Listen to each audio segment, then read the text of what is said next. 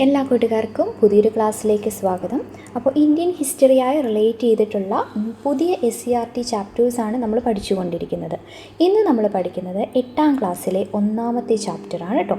അധിനിവേശവും ചെറുത്തുനിൽപ്പും എന്ന് പറയുന്ന 8ാം ക്ലാസ്സിലെ 1ാമത്തെ ചാപ്റ്റർ. ഇത് കുറച്ച് ഇമ്പോർട്ടൻറ്റ് ചാപ്റ്ററാണ്, നല്ല രീതിയിൽ ഇമ്പോർട്ടൻ്റ് ആണ്. അതുപോലൊപ്പം തന്നെ കുറേ കാര്യങ്ങൾ നമുക്കിതിൽ പഠിക്കാനുണ്ട്. ഇപ്പോൾ യൂറോപ്യന്മാരുടെ ആഗമനം, പോർച്ചുഗീസ്, ഡച്ച്, ഫ്രഞ്ച്, ബ്രിട്ടീഷുകാർ, പിന്നെന്താണ് അവരുടെ നികുതി നയങ്ങളെ പറ്റിയിട്ട്, പിന്നെ ആദ്യകാല ബ്രിട്ടീഷ് വിരുദ്ധ കലാപങ്ങളുണ്ടല്ലോ, സന്യാസി കലാപം, അങ്ങനെയുള്ള കലാപങ്ങളെ പറ്റി, പിന്നെ നമ്മുടെ 1857 ഒന്നാം സ്വാതന്ത്ര്യ സമരമായിട്ട് റിലേറ്റ് ചെയ്തിട്ടുള്ള കുറച്ച് കാര്യങ്ങൾ, ഇങ്ങനെ എല്ലാ കാര്യങ്ങളും കൂടി കൂട്ടിയിണക്കിയിട്ടുള്ള ഒരു ചാപ്റ്ററാണിത്.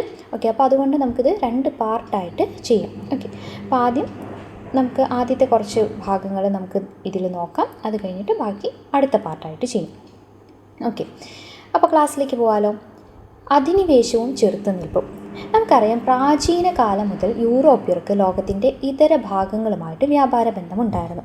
അതിൽ ഏഷ്യയും ഉൾപ്പെട്ടിരുന്നു അല്ലേ. ഈ ബന്ധങ്ങൾ 15ാം നൂറ്റാണ്ടിൻ്റെ അവസാനത്തോടെ യൂറോപ്പിൽ നിന്ന് കിഴക്ക് ദിശയിലേക്കുള്ള ഒരു സമുദ്രപാത കണ്ടെത്തുന്നതിലേക്ക് നയിച്ചു അല്ലേ. സമുദ്രപാത നയിച്ചു. എന്തുകൊണ്ടാണ് ഇവിടെ സമുദ്രപാത കണ്ടെത്താൻ ഉണ്ടായ ഘടകങ്ങൾ എന്തൊക്കെയായിരുന്നു, എന്തുകൊണ്ടായിരിക്കും, എന്തായിരുന്നു? ഏറ്റവും ആദ്യം നമുക്ക് പറയാം, തുർക്കികൾ കോൺസ്റ്റാന്റിനോപ്പിൾ പിടിച്ചടക്കിയത് കൊണ്ടാണ് അല്ലേ. അപ്പം തുർക്കികൾ എന്ത് ചെയ്തു? കോൺസ്റ്റാന്റിനോപ്പിൾ പിടിച്ചടക്കി അല്ലേ. അത് യൂറോപ്പിനും ഏഷ്യയ്ക്കും ഇടയിലുള്ള ഒരു പ്രധാന കേന്ദ്രമായിരുന്നു ഏത്? കോൺസ്റ്റാന്റിനോപ്പിൾ എന്ന് പറയുന്നത്. യൂറോപ്പിനും ഏഷ്യയ്ക്കും ഇടയിലുള്ളത് അല്ലേ, കോൺസ്റ്റാന്റിനോപ്പിൾ എന്ന് പറയുന്നത്. ഇത് ആര് കീഴടക്കി? നമ്മുടെ തുർക്കി കീഴടക്കുകയാണ് ഉണ്ടായത്. ഈ കോൺസ്റ്റാന്റിനോപ്പിൾ വഴിയാണ് യൂറോപ്പും ഏഷ്യയും തമ്മിൽ കരമാർഗം വ്യാപാര ബന്ധത്തിൽ ഏർപ്പെട്ടിരുന്നത്. 1453 തുർക്കികൾ ഇവിടം പിടിച്ചടക്കുകയും ഇതുവഴിയുള്ള യൂറോപ്യരുടെ വ്യാപാരം തടയുകയും ചെയ്തത്. ഏതാണ്? 1453. വർഷം ഓർത്തിരിക്കുക, എന്താണ്? 1453. ഓക്കെ, ഇനി ഏതൊക്കെയാണ് പ്രധാനപ്പെട്ട കാര്യങ്ങൾ നമ്മുടെ സമുദ്രപാത കണ്ടെത്താൻ പ്രേരിപ്പിച്ച ഘടകങ്ങൾ എന്തൊക്കെയായിരുന്നു എന്ന് നോക്കാം. എന്തൊക്കെയായിരിക്കും ഘടകങ്ങൾ? ഒന്നാമത്തേത്, യൂറോപ്യർ കപ്പൽ നിർമ്മാണത്തിലും കപ്പൽ യാത്രയിലും കൈവരിച്ച സാങ്കേതിക പുരോഗതി. പിന്നെ നമുക്ക് പറയാം, ഭൂമിശാസ്ത്ര പരിജ്ഞാനത്തിലുണ്ടായ വളർച്ച അല്ലേ, ശാസ്ത്രീയ അറിവ്. പിന്നെ ദിശ കണ്ടെത്താൻ സഹായിക്കുന്ന കോമ്പസ്, ഭൂപട നിർമ്മാണം എന്നിവയിലുണ്ടായ പുരോഗതി, ഉപകരണങ്ങളിലുണ്ടായ പുരോഗതി. പിന്നെ പുതിയ പ്രദേശങ്ങളെയും അവിടുത്തെ സമ്പത്തിനെയും കുറിച്ച് സഞ്ചാരികളുടെ യാത്രാ വിവരണങ്ങൾ പകർന്ന അറിവ്, സഞ്ചാരികളുടെ വിവരണങ്ങളിൽ നിന്ന് കിട്ടിയ അറിവ്. ദെൻ യൂറോപ്പിൽ കുരുമുളകടക്കമുള്ള ഏഷ്യൻ ഉൽപ്പന്നങ്ങൾക്കുണ്ടായ കച്ചവട സാധ്യത അഥവാ വ്യാപാര സാധ്യത. പിന്നെ എന്താണ് പറയുന്നത്? തുർക്കികൾ കോൺസ്റ്റാന്റിനോപ്പിൾ പിടിച്ചടക്കിയ രാഷ്ട്രീയ കാരണമായിട്ട് പറയുന്നത്. അപ്പോൾ ഇങ്ങനെയാണ് പോർച്ചുഗീസുകാരായിരുന്നു കടൽ മാർഗം ഇന്ത്യയിലേക്ക് എത്തിയ ആദ്യ യൂറോപ്യൻ അല്ലേ. ഏറ്റവും ആദ്യം ഇന്ത്യയിലെത്തിയ പോർച്ചുഗീസുകാരൻ ആരാണ്? അത് വാസ്കോ ഡ ഗാമയാണ്. അപ്പോൾ ഇത്രയും കാര്യങ്ങളാണെങ്കിൽ, അല്ലെങ്കിൽ ഇത്രയും ഘടകങ്ങളാണ് അവർ ഈ സമുദ്രപാത കണ്ടെത്താൻ വേണ്ടിയിട്ട് പ്രേരിപ്പിച്ചത്. ഓക്കെ, അപ്പോൾ കോൺസ്റ്റാന്റിനോപ്പിൾ പിടിച്ചടക്കിയത് ഓർത്തു വയ്ക്കുക. 1453 തുർക്കികൾ കോൺസ്റ്റാന്റിനോപ്പിൾ പിടിച്ചടക്കിയതും അതുവഴിയുള്ള യൂറോപ്യരുടെ വ്യാപാരം തടയുകയും ചെയ്തത്. ഇനി വാസ്കോ ഡ ഗാമയുടെ വരവിനെ പറ്റി പറയുവാണെങ്കിൽ 1497 ജൂലൈ 9 എവിടെ നിന്ന്? ലിസ്ബണിൽ നിന്ന് അല്ലേ. ലിസ്ബൺ തുറമുഖത്ത് നിന്നാണ്. ഓക്കെ, ലിസ്ബൺ തുറമുഖത്ത് നിന്ന് എത്ര പായ്ക്കപ്പലുണ്ടായിരുന്നു? 4 പായ്ക്കപ്പലുകളായി 170 പേരടങ്ങുന്ന സംഘത്തെ നയിച്ചുകൊണ്ടാണ് വാസ്കോ ഡ ഗാമ യാത്ര തിരിച്ചത്. ഓക്കെ, അപ്പോൾ ലിസ്ബണിൽ നിന്ന് പുറപ്പെട്ട് ആദ്യം എവിടെ എത്തി? ബ്രസീലിലെത്തി. ലിസ്ബണിൽ നിന്ന് പുറപ്പെട്ട് ബ്രസീലിലെത്തി. എന്നിട്ട് തുടർന്ന് തെക്ക് കിഴക്കോട്ട്, പിന്നെ തുണയായത് തൻ്റെ മുൻഗാമിയായ ബർത്തലോമിയസ് ഡയസ് കണ്ടെത്തിയ കാറ്റുകളായിരുന്നു. ഓക്കെ, കാറ്റുകളായിരുന്നു. അവ അദ്ദേഹത്തെ ആഫ്രിക്കയുടെ തെക്കേ തീരത്ത് എത്തിച്ചു. അപ്പോൾ അതെവിടെ എത്തിച്ചു? ആഫ്രിക്കയുടെ തെക്കേ തീരത്ത്, ശുഭപ്രതീക്ഷ മുനമ്പ് അല്ലേ, അവിടെ എത്തിച്ചു. അതിനുശേഷം പ്രാദേശിക ഭരണകൂടവുമായി ഒരു എതിർപ്പൊക്കെ ഉണ്ടായതിനെ തുടർന്ന് ഗാമ അവിടം വിടുകയും തുടർന്ന് വടക്കോട്ട് എവിടേക്ക് പോയി? പിന്നെ വടക്കോട്ട് മൊംബാസയും കടന്ന് മലിന്തിയിലെത്തുകയാണ് ഉണ്ടത്. മലിന്തി. ഓക്കെ, പിന്നെ വടക്കോട്ട് പോവുകയാണ് ചെയ്തത്. എന്നിട്ട് മലിന്തി തുറമുഖത്ത് ഇന്ത്യൻ കച്ചവടക്കാരുടെ സാന്നിധ്യം ശ്രദ്ധിച്ച അദ്ദേഹം ഒരു പ്രാദേശിക നാവികൻ്റെ സഹായം തേടി അവിടെ നിന്ന് തെക്കു പടിഞ്ഞാറൻ മൺസൂൺ കാറ്റുകളുടെ സഹായത്തോടെ 1498 ഏപ്രിൽ 24 പുറപ്പെട്ട വാസ്കോഡ ഗാമ എത്ര ദിവസത്തിന് ശേഷമാണ്? 23 ദിവസത്തിന് ശേഷം, 23 ദിവസം കൊണ്ട് മെയ് 20 എവിടെ എത്തിച്ചേർന്നു? കോഴിക്കോടിനടുത്ത് കാപ്പാട് തുറമുഖത്ത് എത്തിച്ചേർന്നു. ഓക്കെ, അപ്പോൾ അത് ശ്രദ്ധിക്കുക. 1498 ഏപ്രിൽ 24 പുറപ്പെട്ടത്. ഏപ്രിൽ 24 പുറപ്പെട്ടു, 23 ദിവസം കൊണ്ട് അങ്ങനെ മെയ് 20 എവിടെ എത്തി? കാപ്പാട് തുറമുഖത്ത് എത്തുകയാണ് ചെയ്തത് കേട്ടോ. ഓക്കെ, ഇനി ഇത് നമ്മൾ വന്ന കാര്യം കണ്ടു. ഇതല്ലാതെ ഇദ്ദേഹം തിരിച്ചു പോയത്, വാസ്കോഡ ഗാമ തിരിച്ചു പോയപ്പോൾ എന്താണ് നമ്മുടെ വിദഗ്ധരൊക്കെ ഉപദേശിക്കേണ്ടായി തെക്ക് പടിഞ്ഞാറൻ മൺസൂൺ കാലത്ത് തിരിച്ചു പോകണ്ട എന്നുള്ളത്. പക്ഷേ അദ്ദേഹം ആ സമയത്ത് തിരിച്ചു പോവുകയും അപ്പോൾ തിരികെ മലിന്തിയിലെത്താൻ തന്നെ വാസ്കോഡ ഗാമയ്ക്ക് 132 ദിവസങ്ങൾ വേണ്ടി വന്നു എന്നാണ് പറയുന്നത്. ഓക്കെ, അപ്പോൾ ഇതാണ് വാസ്കോഡ ഗാമ വന്ന ആ ഒരു സഞ്ചാരപാത. അപ്പം വാസ്കോഡ ഗാമയുടെ കപ്പൽ യാത്ര ആരംഭിച്ച എവിടെ നിന്നാണ്? പോർച്ചുഗലിലെ ലിസ്ബണിൽ നിന്നും എത്തിച്ചേർന്നത് കോഴിക്കോട് കാപ്പാടുമാണ് കേട്ടോ. പിന്നെ അദ്ദേഹം പിന്നിട്ട സമുദ്രങ്ങൾ ഏതൊക്കെയാണെന്ന് ചോദിച്ചു കഴിഞ്ഞാൽ ഏതൊക്കെ സമുദ്രമാണ് ഇവിടെ വരുന്നത്? അറ്റ്ലാന്റിക് സമുദ്രം വരുന്നുണ്ട്, പിന്നെ ഇന്ത്യൻ സമുദ്രവും വരുന്നുണ്ട്. വൻകര ഏതൊക്കെയായിരുന്നു? യൂറോപ്പും ആഫ്രിക്കയും ഏഷ്യയുമാണ് കേട്ടോ. യൂറോപ്പ്, ആഫ്രിക്ക, ഏഷ്യ, അങ്ങനെ 3 വൻകരകളിലൂടെയാണ് ഗാമ ഇവിടെ എത്തിയത്.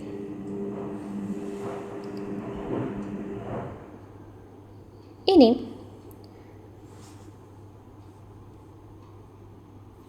1498 കോഴിക്കോടിന് സമീപത്തുള്ള കാപ്പാട് എന്ന സ്ഥലത്താണ് വാസ്കോഡ ഗാമ എത്തിച്ചേർന്നത് അല്ലേ? നമ്മൾ പറഞ്ഞു കാപ്പാട്. അദ്ദേഹത്തിൻ്റെ വരവ് ഇന്ത്യയിലെ യൂറോപ്യൻ ആധിപത്യത്തിന് തന്നെ വഴി തുറന്നു. അക്കാലത്ത് കോഴിക്കോട് ഭരിച്ചിരുന്നത് സാമൂതിരി രാജവംശമായിരുന്നു. ഏതായിരുന്നു? സാമൂതിരി രാജവംശമായിരുന്നു അക്കാലത്ത് കോഴിക്കോട് ഭരിച്ചിരുന്നത്. അറബികളായിരുന്നു കോഴിക്കോടുമായുള്ള വിദേശ വ്യാപാരം നിയന്ത്രിച്ചത്. അവരെ പുറത്താക്കി പോർച്ചുഗീസുകാർക്ക് വ്യാപാര അനുമതി നൽകണമെന്നുള്ള ഗാമയുടെ ആവശ്യം എന്ത് ചെയ്തു? സാമൂതിരി അംഗീകരിച്ചില്ല. അതേ തുടർന്ന് ഗാമ എവിടെ എത്തി? കണ്ണൂരിലെത്തി കോലത്തിരി രാജാവിൽ നിന്ന് വ്യാപാര അനുമതി നേടിയെടുക്കുകയും ചെയ്തു. അപ്പോൾ കുരുമുളക് ഉൾപ്പെടെയുള്ള ഉൽപ്പന്നങ്ങൾ ശേഖരിച്ച് അദ്ദേഹം പോർച്ചുഗീസിലേക്ക് മടങ്ങി. തൻ്റെ യാത്രയ്ക്ക് ചെലവായ തുകയുടെ എത്ര ഇരട്ടി നമ്മൾ കഴിഞ്ഞ ദിവസം അല്ലേ ഫസ്റ്റ് ക്ലാസ്സിൽ ഈ ഒരു കാര്യം പറഞ്ഞിട്ടുണ്ടായിരുന്നു. എത്ര ഇരട്ടി? 60 ഇരട്ടിയിലധികം മൂല്യമുള്ള ചരക്കുകളുമായിട്ടാണ് വാസ്കോഡ ഗാമ ഇന്ത്യയിൽ നിന്ന് മടങ്ങിയത്. ഇനി അദ്ദേഹം വന്ന കപ്പലുകൾ നമ്മൾ തൊട്ട് മുമ്പ് പറഞ്ഞു 4 പായ്ക്കപ്പലിലാണ് വന്നത്. പക്ഷേ നമ്മുടെ ഇന്ത്യയിൽ കാപ്പാട് കോഴിക്കോട് എത്തിയപ്പോൾ എത്ര കപ്പലാണ്? 3. ഏതൊക്കെയാണ്? സാവോ ഗബ്രിയേൽ, സാവോ റാഫേൽ, പിന്നെ ബെറിയോ എന്നീ 3 കപ്പലുകളിലാണ് ഗാമയും സംഘവും എവിടെ എത്തിയത്? ഇന്ത്യയിൽ എത്തിച്ചേർന്നത് കേട്ടോ. ഓക്കെ, ഇപ്പോൾ സാമൂതിരിയുമായിട്ടുള്ള ബന്ധവും കണ്ണൂരിലെ വ്യാപാരവും അതായത് കോലത്തിരിയുമായിട്ടുള്ള കാര്യവുമൊക്കെ ഓർത്തിരിക്കുക. ഇനി ഗാമയുടെ യാത്രയിലുണ്ടായ ലാഭം ഇന്ത്യയിലേക്ക് വീണ്ടും കച്ചവട യാത്രകൾ നടത്തുവാൻ പോർച്ചുഗീസുകാരെ പ്രേരിപ്പിച്ചു. സാമൂതിരി പോർച്ചുഗീസുകാർക്ക് വ്യാപാര കുത്തക നൽകിയില്ല. തന്മൂലം സാമൂതിരിക്കും പോർച്ചുഗീസുകാർക്കും ഇടയിൽ എന്തുണ്ടായി? സംഘർഷങ്ങളുണ്ടായി. പോർച്ചുഗീസുകാർക്ക് ശക്തമായ എതിർപ്പ് നേരിടേണ്ടി വന്നത് സാമൂതിരിയുടെ നാവിക തലവനായ ആരിൽ നിന്നാണ്? കുഞ്ഞാലി മരക്കാറിൽ നിന്നായിരുന്നു അല്ലേ? കുഞ്ഞാലി മരക്കാർക്ക് ശേഷം, അതിൻ്റെ കാലശേഷം പോർച്ചുഗീസുകാർക്ക് ഇന്ത്യയിൽ നിന്ന് അത്ര കാര്യമായിട്ട് ഭീഷണിയൊന്നും ഉണ്ടായിട്ടില്ല.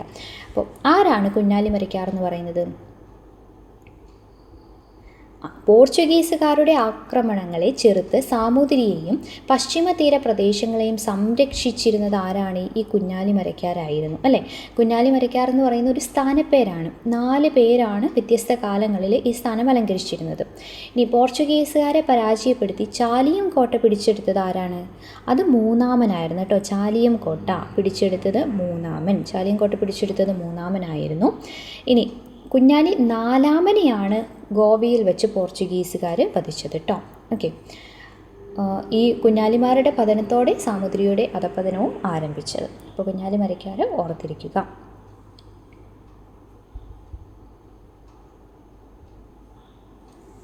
ഇനി എങ്ങനെയൊക്കെയാണ് പോർച്ചുഗീസിൻ്റെ സ്വാധീനം വരുന്നത്? ഏതൊക്കെ മേഖലകളിലാണ് സ്വാധീനം? നമ്മുടെ കൃഷിയായിട്ട് റിലേറ്റ് ചെയ്ത് പറയുവാണെങ്കിൽ കശുമാവ്, പപ്പായ, പേരയ്ക്ക, പൈനാപ്പിൾ തുടങ്ങിയവയൊക്കെ പരിചയപ്പെടുത്തി. പിന്നെയോ ഇന്ത്യയിൽ ആദ്യമായിട്ട് അച്ചടി വിദ്യ പ്രചരിപ്പിച്ചു അല്ലേ? ഇന്ത്യയിൽ ആദ്യമായിട്ട് അച്ചടി വിദ്യ പ്രചരിപ്പിക്കുകയുണ്ടായി. പിന്നെ ക്രൈസ്തവ മത പഠന കേന്ദ്രങ്ങൾ ആരംഭിക്കുകയുണ്ടായി. ഈ സാംസ്കാരിക മേഖലയായിട്ട് പറയുകയാണെങ്കിൽ ചവിട്ടുനാടകം, മാർഗംകളി അല്ലേ? ചവിട്ടുനാടകം, മാർഗംകളി തുടങ്ങിയ കലാരൂപങ്ങൾ പ്രചരിപ്പിച്ചു. പിന്നെ യൂറോപ്യൻ ശൈലിയിലുള്ള കെട്ടിട നിർമ്മാണം ആരംഭിക്കുകയും ചെയ്തു. അതുകൂടാതെ എന്തൊക്കെ കാര്യങ്ങൾക്ക് നമുക്ക് പറയാൻ പറ്റും? ഇന്ത്യയിലെ ആദ്യത്തെ യൂറോപ്യൻ കോട്ട ഏതാണ്? മാനുവൽ കോട്ട അല്ലേ? മാനുവൽ ഫോർട്ടാണ്, കൊച്ചിയിലാണല്ലേ മാനുവൽ കോട്ട, കൊച്ചിയിലാണുള്ളത്. പിന്നെ കുറച്ച് ഭാഷകൾ ഏതൊക്കെയാണ്? പദങ്ങൾ, മലയാള ഭാഷയ്ക്ക് പോർച്ചുഗീസ് ഭാഷയിൽ നിന്ന് ലഭിച്ച പദങ്ങളാണ് മേശ, അലമാര, പേന, കസേര, ജനൽ, ചാക്ക് എന്നിവയൊക്കെ ഇന്ത്യയും പോർച്ചുഗീസുകാരുമായുള്ള ബന്ധത്തിൻ്റെ സ്വാധീന ഫലമായിട്ട് പോർച്ചുഗീസ് ഭാഷയിൽ നിന്ന് ഉള്ള പദങ്ങളാണ്, മലയാള ഭാഷയ്ക്ക് ലഭിച്ച പദങ്ങളാണ് കേട്ടോ അത്. ഓക്കെ, ഇനി പോർച്ചുഗീസ് അധിനിവേശ പ്രദേശങ്ങൾ ഏതൊക്കെയായിരുന്നു? കൊച്ചി, ഗോവ, ദാമൻ, ദിയു. ഏതൊക്കെയാണ്? കൊച്ചി, ഗോവ, ദാമൻ, ദിയു. ഇനി പോർച്ചുഗീസുകാരുമായിട്ട് റിലേറ്റ് ചെയ്ത് പഠിക്കാനുള്ള 2 കാര്യങ്ങളും കൂടിയുണ്ട്. ഏതാണ്? ഉദയം പേരൂർ സുന്നഹദോസും കൂനൻ കുരിശ് സത്യവും. ഓക്കെ, എന്താണ് ഉദയം പേരൂർ സുന്നഹദോസ് എന്ന് പറയുന്നത്? 1599 ഇന്ത്യയിൽ പോർച്ചുഗീസുകാരുടെ കാലത്ത് നടന്ന 2 ചരിത്ര സംഭവങ്ങളാണ് ഏത്? ഈ ഉദയം പേരൂർ സുന്നഹദോസും അതോടൊപ്പം തന്നെ കൂനൻ കുരിശ് സത്യവും. ഓക്കെ, കേരളത്തിലെ ക്രൈസ്തവ സഭയിൽ ബാബിലോണിയയിലെ പാത്രിയാർക്കിസിന് ഉണ്ടായിരുന്ന അധികാരത്തിന് പകരം റോമിലെ പോപ്പിൻ്റെ ആധിപത്യം സ്ഥാപിക്കുകയും സുറിയാനി പ്രാർത്ഥനയുടെ സ്ഥാനത്ത് റോമൻ കത്തോലിക്ക സഭയുടെ പ്രാർത്ഥനയും ആരാധനാക്രമങ്ങളും ഏർപ്പെടുത്തുകയായിരുന്നു ഈ 1599 ഉദയം പേരൂർ സുന്നഹദോസിൻ്റെ ലക്ഷ്യം എന്ന് പറയുന്നത്. അപ്പോൾ ഇതോർത്താൽ മതി, എന്താണ്? സുറിയാനി പ്രാർത്ഥനയുടെ സ്ഥാനത്ത് റോമൻ കത്തോലിക്ക സഭയുടെ പ്രാർത്ഥനയും ആരാധനാക്രമങ്ങളും ഏർപ്പെടുത്തി അല്ലേ? ഇത് ഏത് സമയത്താണ് ഉദയം പേരൂർ സുന്നഹദോസ്? പോർച്ചുഗീസുകാരുടെ കാലത്താണ്.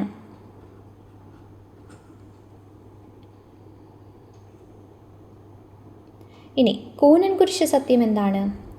സുറിയാനി പാരമ്പര്യമുള്ള കേരളത്തിലെ ആദ്യ ക്രൈസ്തവ സഭയെ പോർച്ചുഗീസ് ആധിപത്യത്തിലേക്ക് മാറ്റാൻ മിഷണറിമാരുടെ നേതൃത്വത്തിൽ ശ്രമം നടന്നപ്പോൾ അതിനെതിരെ സുറിയാനി ക്രൈസ്തവരുടെ പ്രതിഷേധത്തെയാണ് നമ്മൾ കൂനൻ കുരിശ് സത്യം, അതേതാണ് വർഷം? 1653 കേട്ടോ. അപ്പോൾ സുറിയാനി പാരമ്പര്യമുള്ള കേരളത്തിലെ ക്രൈസ്തവ സഭയെ പോർച്ചുഗീസ് ആധിപത്യത്തിലേക്ക് മാറ്റാൻ മിഷണറിമാർ ശ്രമിച്ചു. അതിനെതിരെ നടന്നതാണ് ഇത് 1653 കൂനൻ കുരിശ് സത്യം. 1653 കൂനൻ കുരിശ് സത്യം. ഉദയം പേരൂർ സുന്നഹദോസ് 1599. ഓക്കെ, ഇനി ഒരെണ്ണം കൂടി നമുക്കിതിൽ നോക്കാനുണ്ട്. അത് കഴിഞ്ഞ് ഡച്ചുകാരിലേക്ക് പോകാം. എന്താണ് തുഫത്തുൽ മുജാഹിദീനാണ്. എന്താണ്? 15-16 നൂറ്റാണ്ടുകളിൽ കേരളത്തിലെ സാമൂഹിക സാമ്പത്തിക അവസ്ഥ മനസ്സിലാക്കാൻ സഹായിക്കുന്ന ഒരു ചരിത്ര ഗ്രന്ഥമാണ് തുഫത്തുൽ മുജാഹിദീൻ എന്ന് പറയുന്നത്. ഈ കൃതിയിൽ കോഴിക്കോട് സാമൂതിരിമാർ, പിന്നെ കേരളത്തിൽ പോർച്ചുഗീസുകാർ നടത്തിയ ആക്രമണങ്ങൾ തുടങ്ങിയവയൊക്കെ പ്രതിപാദിക്കുന്നുണ്ട്. തുഫത്തുൽ മുജാഹിദീൻ എന്ന അറബി പദത്തിൻ്റെ അർത്ഥം എന്താണ്? പോരാളികൾക്കുള്ള സമ്മാനം എന്നാണ്. പോരാളികൾക്കുള്ള സമ്മാനം. മലയാളിയായ ഷെയ്ഖ് സൈനുദ്ദീൻ എഴുതിയ ചരിത്ര ഗ്രന്ഥമാണ് കേട്ടോ ഇത്. ആരാ എഴുതിയത്? ഷെയ്ഖ് സൈനുദ്ദീൻ. തുഫത്തുൽ മുജാഹിദീനാണ് കേട്ടോ, മാറിപ്പോകരുത് കേട്ടോ. മുവാഹിദീൻ ഉണ്ട്, അപ്പോൾ മുജാഹിദീനായിട്ട് മാറിപ്പോകരുത്. ഓക്കെ, അപ്പോൾ പോർച്ചുഗീസുകാരായിട്ട് റിലേറ്റ് ചെയ്തിട്ടുള്ള നമ്മുടെ ടെക്സ്റ്റിലുള്ളതും അതിൻ്റെ അപ്പുറത്തേക്കുള്ള കുറച്ച് കാര്യങ്ങളൊക്കെ നമ്മൾ പഠിച്ചു. ഇനി നമുക്ക് ഡച്ചുകാരിലേക്ക് പോവാം. ഡച്ചുകാർ അല്ലേ, അതായത് പോർച്ചുഗീസുകാരെ തുടർന്ന് ഇന്ത്യയിലേക്ക് എത്തിച്ചേർന്ന യൂറോപ്യരാണ് ആര്? നെതർലൻഡ് അല്ലെങ്കിൽ ഹോളണ്ടിൽ നിന്നുള്ളവരായ ഡച്ചുകാർ അല്ലേ. നാഗപട്ടണം, ബറോച്ച്, അഹമ്മദാബാദ്, ചിൻസുര എന്നിവയായിരുന്നു ഡച്ചുകാരുടെ ഇന്ത്യയിലെ പ്രധാന വാണിജ്യ കേന്ദ്രങ്ങൾ. ഏതൊക്കെയാണ്? നാഗപട്ടണം, ചിൻസുര, അഹമ്മദാബാദ്, ബറോച്ച്. ഓക്കെ, ഇനി കച്ചവട ആധിപത്യത്തിനായിട്ടുള്ള മത്സരത്തിൽ ഡച്ചുകാർ ആരെ പരാജയപ്പെടുത്തി? പോർച്ചുഗീസുകാരെ പരാജയപ്പെടുത്തുകയാണ് ഉണ്ടായത്. ഡച്ചുകാരെ പറ്റി പറയുമ്പോൾ നമുക്ക് പഠിക്കാനുള്ളതാണ് കുളച്ചൽ യുദ്ധം, ബാറ്റിൽ ഓഫ് കുളച്ചൽ അല്ലേ. എന്നാണ്? 1741 ആര് തമ്മിലാണ്? തിരുവിതാംകൂർ ഭരണാധികാരിയായിരുന്ന മാർത്താണ്ഡവർമ്മയും ഡച്ചുകാരും തമ്മിൽ നടന്ന യുദ്ധമാണ് ഏത്? കുളച്ചൽ യുദ്ധം. അത് 1741 എവിടെ വെച്ച്? കന്യാകുമാരിക്കടുത്തുള്ള കുളച്ചിലിൽ വച്ചാണ് നടന്നത് അല്ലേ. ഈ യുദ്ധത്തിൽ ആരാണ് പരാജയപ്പെട്ടത്? ഡച്ചുകാരാണ്. അപ്പോൾ ഡച്ചുകാർക്ക് അങ്ങനെ ഇന്ത്യയിലെ ആധിപത്യം നഷ്ടപ്പെടുകയും ഒരു യൂറോപ്യൻ ശക്തി ഇന്ത്യൻ ഭരണാധികാരിയോട് പരാജയപ്പെട്ട ആദ്യത്തെ യുദ്ധവുമായിരുന്നു ഇത് കുളച്ചൽ യുദ്ധം എന്ന് പറയുന്നത്. ഓക്കെ, ഈ പരാജയത്തോടെയാണ് ഡച്ചുകാർക്ക് ഇന്ത്യയിലെ ആധിപത്യം നഷ്ടമായത്. ഇനി ഹോർത്തൂസ് മലബാറിക്കസ്, ഡച്ചുകാരുമായുള്ള ബന്ധത്തിൻ്റെ ഒരു വലിയ സംഭാവനയാണ് അല്ലേ ഹോർത്തൂസ് മലബാറിക്കസ് എന്ന കൃതി. അതിൽ കേരളത്തിലെ 742 ഔഷധ സസ്യങ്ങളെക്കുറിച്ചുള്ള വിവരങ്ങളാണ് ഈ ഗ്രന്ഥത്തിൽ പ്രതിപാദിച്ചിട്ടുള്ളത്. ഡച്ച് ഗവർണറായിരുന്ന ഹെൻറിക് വാൻ റീഡാണ് ഈ കൃതിയുടെ രചനയ്ക്ക് നേതൃത്വം നൽകിയത്. ഹെൻറിക് വാൻ റീഡാണ് ഈ കൃതിയുടെ രചനയ്ക്ക് നേതൃത്വം നൽകിയത്. ഇനി അതിനു വേണ്ടിയിട്ട് അദ്ദേഹത്തെ സഹായിച്ച മലയാളി വൈദ്യൻ ആരായിരുന്നു? ഇ.ടി. അച്യുതൻ അല്ലേ. അദ്ദേഹത്തെ സഹായിച്ച മലയാളി വൈദ്യൻ ഇ.ടി. അച്യുതനായിരുന്നു. അതുകൂടാതെ ആരൊക്കെ ഉണ്ടായിരുന്നു? അപ്പുഭട്ട്, വിനായക് ഭട്ട്, രംഗഭട്ട്,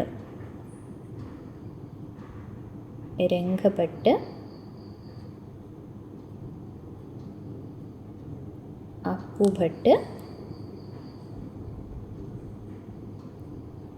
വിനായക ഭട്ട് എന്നിവരും ഈ രചനയിൽ പങ്കാളികളാവുകയാണ് ഉണ്ടായത്. അപ്പോൾ മലയാള അക്ഷരങ്ങൾ അച്ചടിയിൽ പതിഞ്ഞ ആദ്യത്തെ പുസ്തകം ഏതാണ്? ഹോർത്തൂസ് മലബാറിക്കസ് ആണ് കേട്ടോ. മലയാള അക്ഷരങ്ങൾ ആദ്യമായി അച്ചടിച്ച പുസ്തകം ഏതാണ്? ഹോർത്തൂസ് മലബാറിക്കസ് ആണ്. മലയാളം, ഇംഗ്ലീഷ് എന്നീ ഭാഷകളിലേക്ക് ഈ കൃതി വിവർത്തനം ചെയ്തത് ആരാണ്? K.S. മണിലാൽ ആണ് കേട്ടോ. Doctor K.S. മണിലാലാണ് ഇത് മലയാളം, ഇംഗ്ലീഷ് എന്നീ ഭാഷകളിലേക്ക് വിവർത്തനം ചെയ്തത്. ഓക്കെ, ഇ.ടി. അച്യുതൻ എന്ന് പറയുന്നത് ആലപ്പുഴ ജില്ലയിലെ ചേർത്തല താലൂക്കിലെ കടക്കരപ്പള്ളി ഗ്രാമത്തിലെ ഒരു പാരമ്പര്യ വൈദ്യ കുടുംബത്തിൽ ജനിച്ച നാട്ടുവൈദ്യനാണ് കേട്ടോ. ആര്? ഇ.ടി. അച്യുതൻ. ഓക്കെ, ഇനി ഡച്ചുകാരുടെ പ്രധാന കേന്ദ്രങ്ങൾ ഏതൊക്കെയായിരുന്നു? നമ്മൾ ആദ്യം പറഞ്ഞല്ലേ, നാഗപട്ടണം, ചിൻസുര, അഹമ്മദാബാദ്, ബറൂച്ച്. അതുമാത്രമല്ലാതെ ഡച്ചുകാരുടെ 2 സംഭാവനകൾ എന്തൊക്കെയായിരുന്നു? ശാസ്ത്രീയമായ കൃഷിരീതി അവതരിപ്പിച്ചവർ. ഓക്കെ, ശാസ്ത്രീയമായ കൃഷിരീതി അവതരിപ്പിക്കുകയും അതുമാത്രമല്ല തുണികളിൽ ചായം മുക്കുന്ന രീതിയും പരിചയപ്പെടുത്തി. ഇതൊക്കെ നമ്മുടെ ഡച്ചുകാരുടെ പ്രധാനപ്പെട്ട സംഭാവനയാണ് എന്ന് നമുക്ക് പറയാം. ഹോർത്തൂസ് മലബാറിക്കസ് പോലെ തന്നെ എന്തൊക്കെയാണ്? ശാസ്ത്രീയമായ കൃഷിരീതി അവതരിപ്പിച്ചു, തുണികളിൽ ചായം മുക്കുന്ന രീതി പരിചയപ്പെടുത്തുകയും ചെയ്തു.